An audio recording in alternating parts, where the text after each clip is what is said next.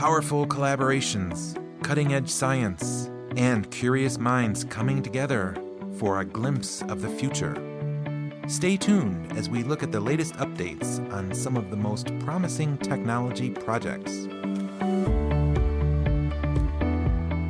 Hello and welcome. I'm your host, Peter Ballant from Technicon, and today we look at the EPIC project for the first time. Like many other current technology projects, EPIC is here to ensure that the things that work great now will also work great in the future. In the case of EPIC, the focus is on error correction in data transfer. When we reach beyond 5G data communication speeds, the forward error correction codes, or FEC, that we use today will no longer work. This would cause unacceptable data loss and slowdowns. EPIC is a research project to examine standardization for future communication systems utilizing super-fast transfer rates. Today we welcome three guests, all working at IMT Atlantique in Brest, France, and all partners in the EPIC project.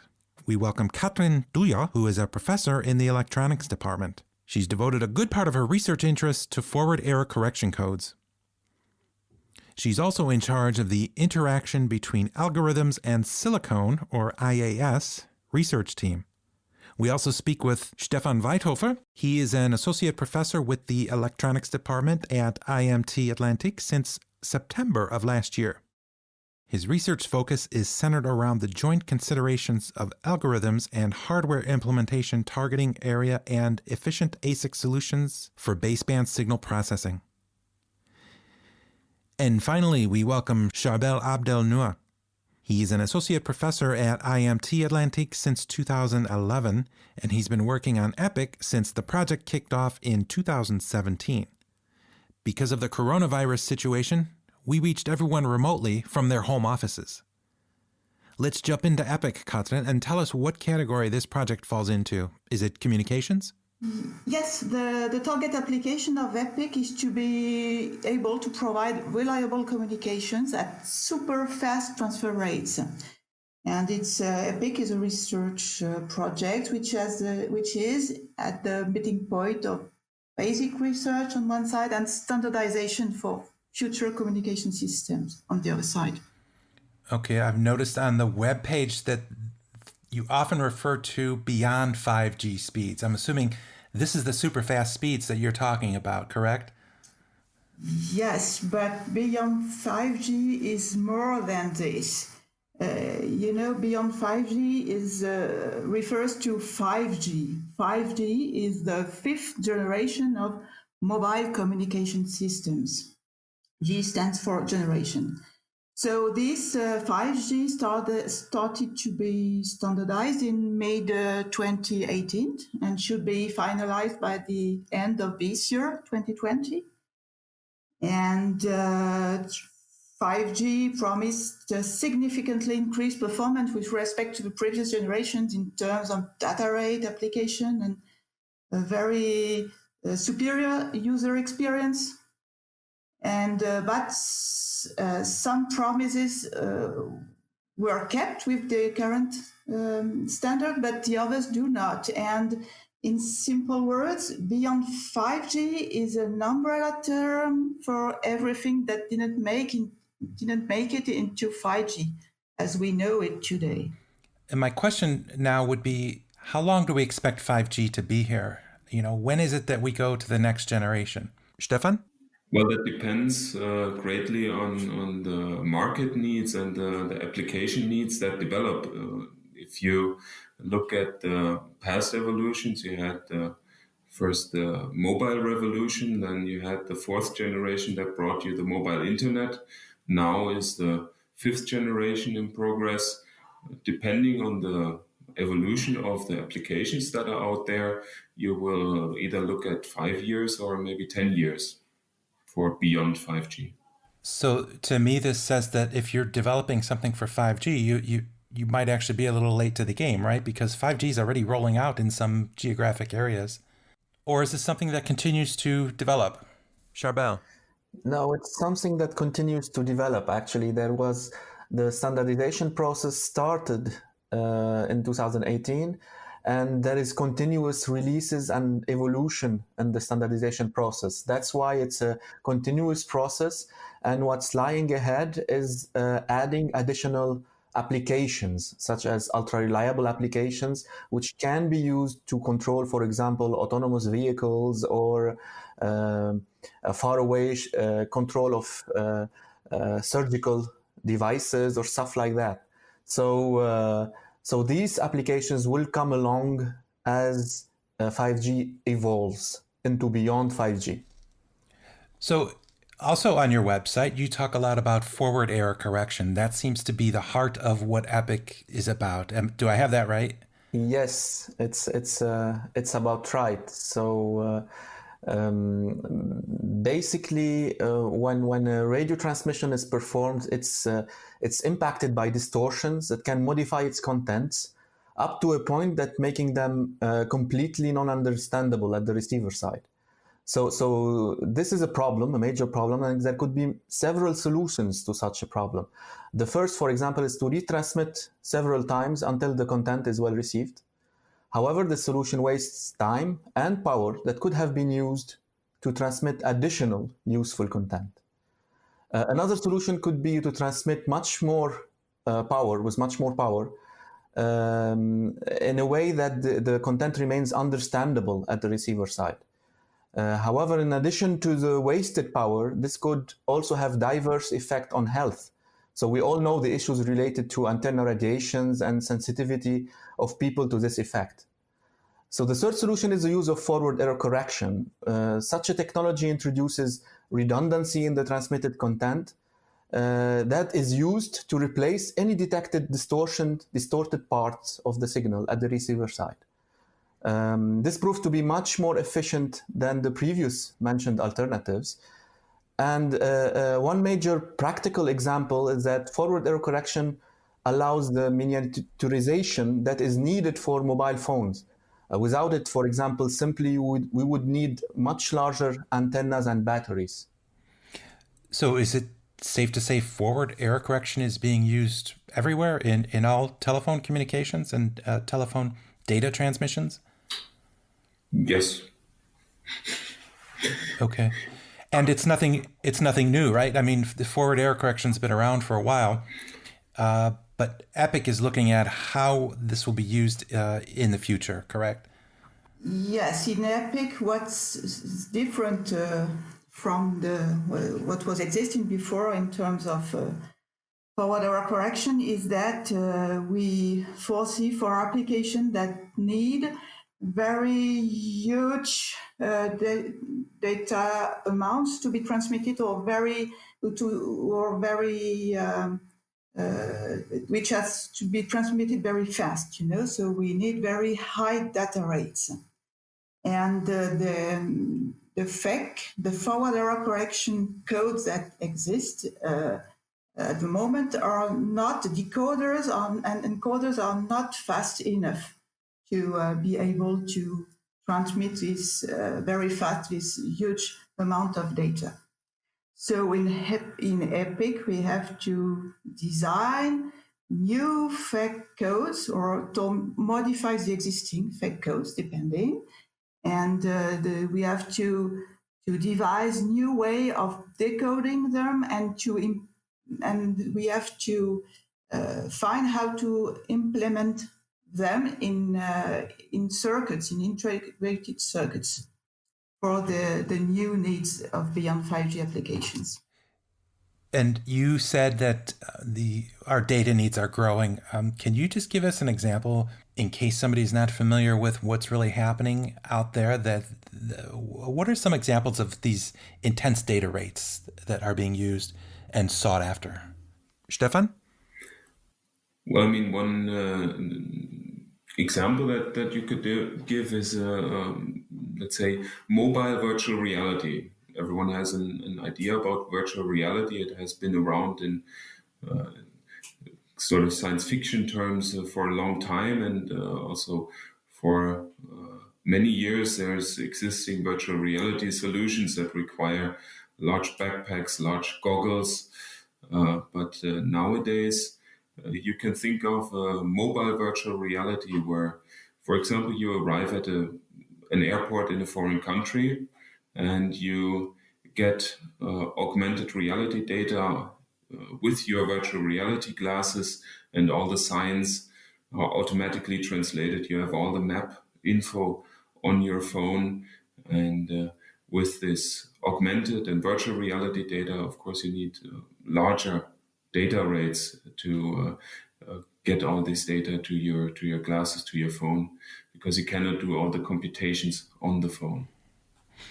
Okay, well, this sounds like something out of the future, but this is reality. And we talk about forward error correction codes. This is kind of your focus. And as I said, they've been around for a while. There's nothing new.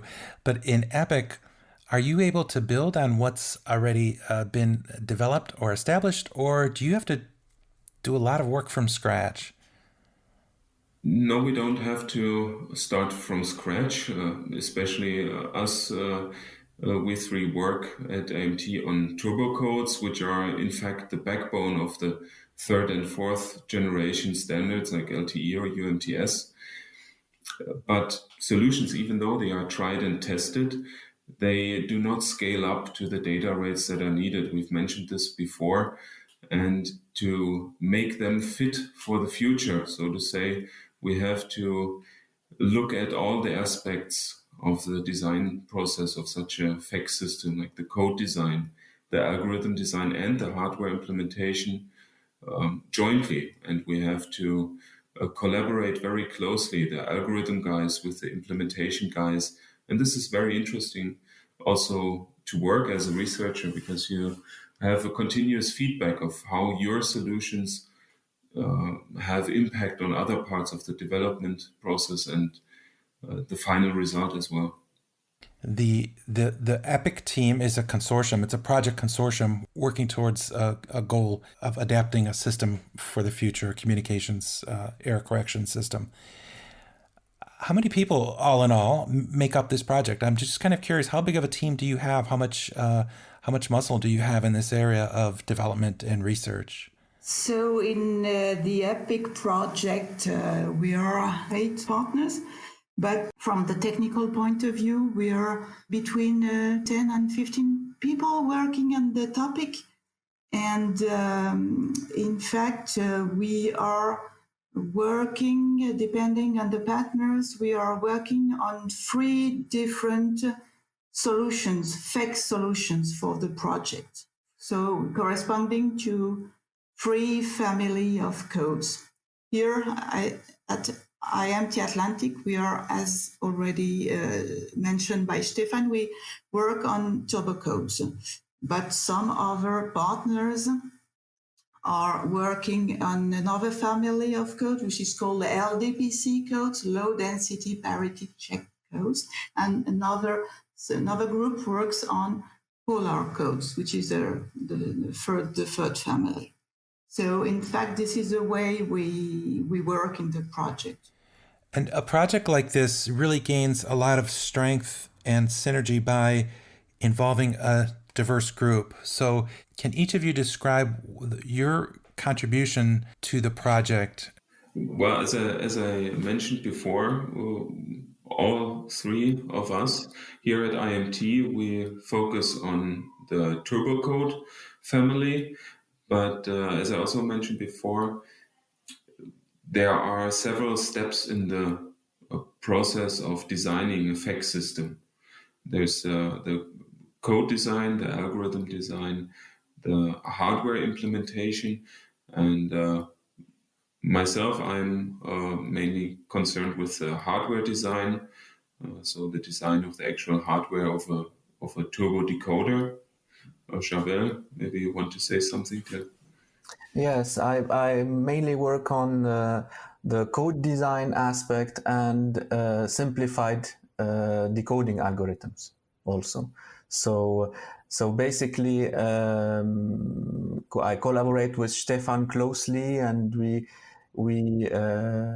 do a lot of exchange of information, because any modifications I do on the algorithmic side, they would have a major impact on the hardware implementation, and sometimes this part could be tricky and foreseen impact is not really real in practice. So that's why we have to collaborate closely and do a lot of feedback and exchange of information so that we get it right. Catherine, also maybe. Yes, and I also work on more on the code design side in collaboration with Charbel, and also I contribute in a certain way in the decoding algorithm design.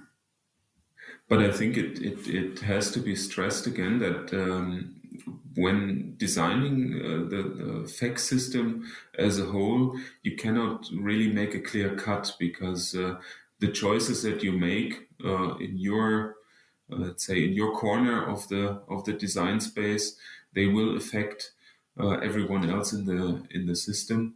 If Charbel and myself discuss a simplified decoding algorithm that might require changes to the code design and the other way around. So there's not a clear cut, so to say. Yeah, yes, and this is a continuous process with regular feedback from implementation results or decoding algorithm results, also up to the code designs. Sometimes we have to modify the code design to make the decoder more easy to be implemented, for example. So nobody's operating in a silo. I mean, this is you're all working very closely together for the common goal here. Nobody's working alone. Nobody's working in a bubble. No, that's not possible. No, exactly. This leads me to another question. You're developing things. You're working with algorithms and coding and so forth. Who owns this in the end? I mean, this is an EU project. They're paying for it. Is your company, the company that you work for, are these the owners? Is this proprietary, or is it open source, or what happens to the code? The developed solutions are the proprietary of IMT, for example, in our case, of each partner of the project, and the received funding from the EU helps keep European academics and partners from industry ahead of the game, and to prepare next generation solutions that would be EU proprietary and developed in the EU. So to keep the cutting edge research in the field in the EU. At the end of EPIC, if you've achieved everything you wanted to achieve, then is there the need for a follow-up project, or can you say, all right, we've done this and we're moving on to the next thing? No, well, maybe I can say something. Yeah, go ahead, Stefan.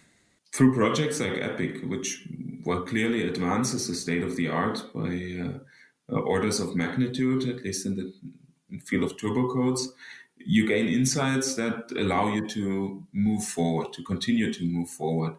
And I think in that sense, EPIC also not only achieved its goals, but it also laid the groundwork to continue on the road.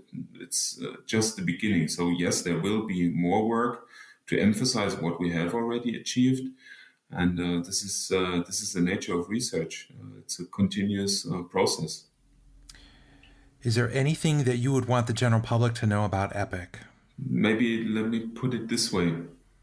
We are here working, again, said it before, we are working on turbo codes, which I've said before that are included in the 3G and 4G standards, but they were not included in the 5G standards for reasons that we don't need to get into here. But if we can challenge the notion that turbo codes would be at a disadvantage and will be useful for beyond 5G applications, I think that is one of the goals that we would want to get across in EPIC.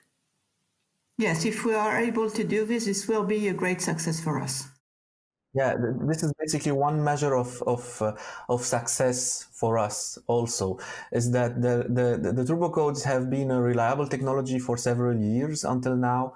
And in the meanwhile, there have been diminishing interest in them because other technologies evolved and has emerged since. So therefore, there have been a preconceived idea that they are less suitable or they are at a disadvantage with respect to other code families to go to high speed or high throughput. And in this project, as mentioned by Stefan earlier, we were able to achieve more than one order of magnitude improvement, and set the ground for even another order of magnitude actually in the possible future. So in this sense, this great improvement tries to combat this perceived idea that this type of codes is not suitable for beyond 5G context. And this is a good time to point out that the work performed on turbo codes thus far in EPIC is on the Innovation Radar of the European Commission. And the Innovation Radar is an initiative to identify high potential innovations and innovators in EU-funded research and innovation projects. So this is quite a recognition for all of you and for EPIC. So I say congratulations. And on that note, I say thanks for sharing your time today to help us to understand a little bit more about EPIC. It's a rather complex topic, but I think it's important to bring it to everyone in a way that is hopefully easy to follow. Thank you. Thank you for the opportunity. Thank you, Peter, for letting us try to explain at least what we try to do in simpler words. Thank you so much. For more information about the EPIC project, check out their website, epic-h2020.eu. This podcast has been brought to you by Technikon. The EPIC project has received funding from the European Union's Horizon 2020 Research and Innovation Program under Grant Agreement number 760150.